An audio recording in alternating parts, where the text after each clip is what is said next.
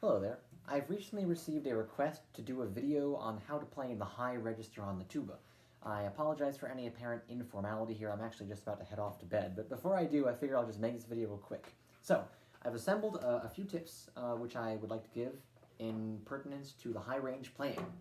The first tip is that all the notes you can play on this piece of metal should be completely possible on the mouthpiece and with just your lips. Let me give you an example.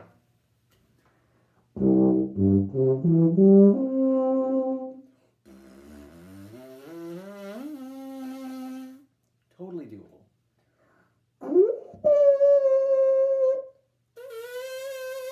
Totally doable, right? All the high notes I can play here, and on the mouthpiece, I'll just show that.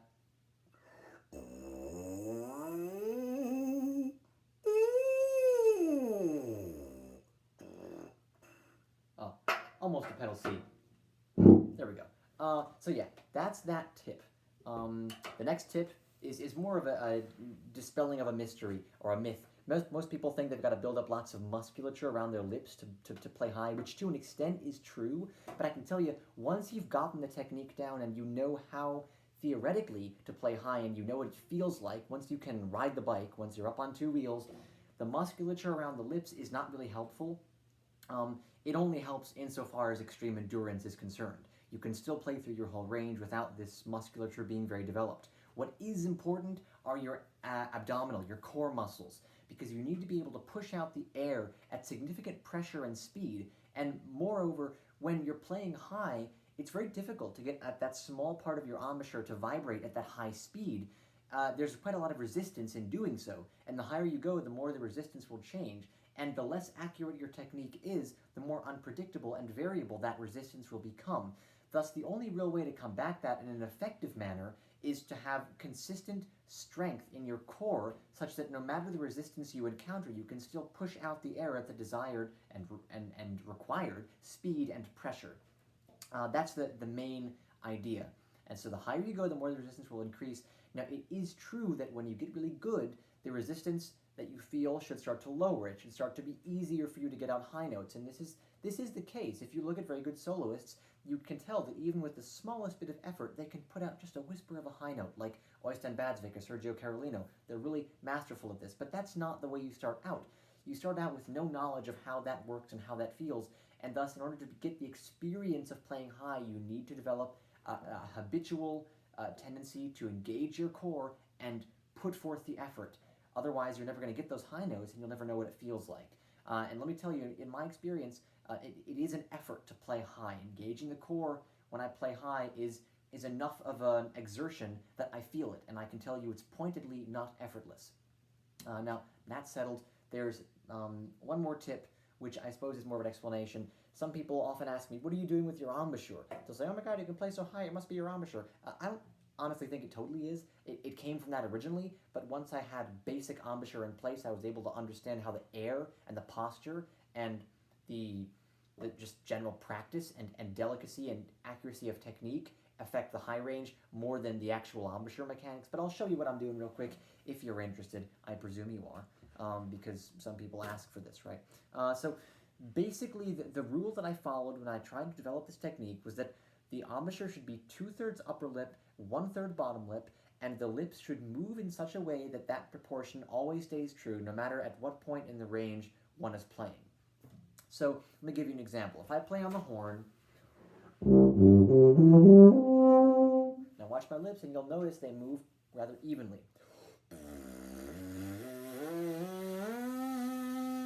Let me see if I can go all the way up to an upper C, and you'll see how that works.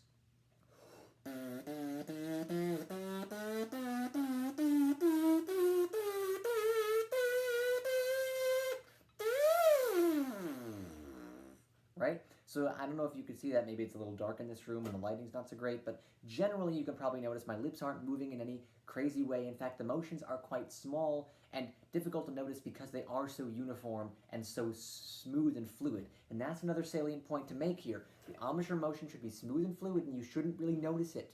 If you notice your embouchure motion, if you're consciously telling your lips what to do, then it means you haven't got your technique dialed in right, and you should step back and just practice basic slurs and scale patterns and basic things, because you really ought to let your embouchure do what it naturally does. That's the way the embouchure works. I can tell you, when I'm playing in my high range, I'm not really noticing what my embouchure is doing. I'm just kind of subconsciously reacting to the cues that the sound and the horn are giving me.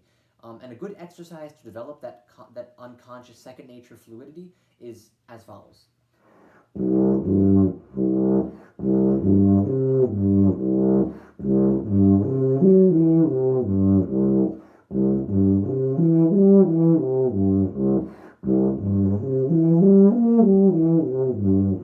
And so on up through the partials.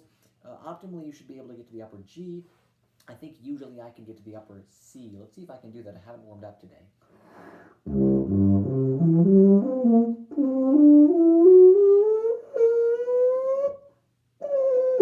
Just barely.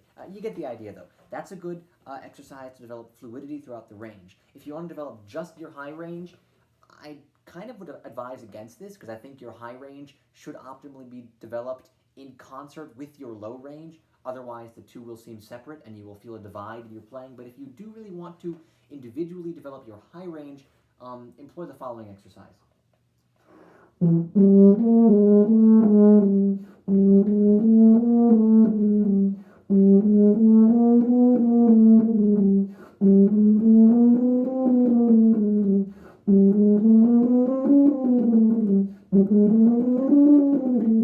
And consistent tempo, I'm just speeding it up here for expedience sake. But I think that's kind of it, right? You got your exercises to build range fluidity. You got your particular exercise to build up your high range. You understand how the embouchure ought to move technically. You understand you shouldn't think too technically or critically about that. You should let it do what it naturally does. You understand that really the important muscles are the core muscles, and the lip muscles are only necessary for extreme endurance. You understand that all the notes you should play on the horn must be able to be buzzed on the lips and on the mouthpiece. And I think with those understandings, you basically understand how to develop a high range technique. And the only next step that is really necessary is daily practice. You need to be practicing this daily. If you're not really going to get anything out of it, because this is such a delicate, precise technique to play very, very high notes that unless you are cracking at this practice daily, you're not going to get anywhere. And that's the most salient point here, is whatever you're doing, as long as it's some nice practice and it feels right and natural and it's making nice music and you're doing it every day, it's going to develop a high range. And with those points made, I think I'll conclude this video, and that'll be that. So I do hope this is helpful, and thank you for watching.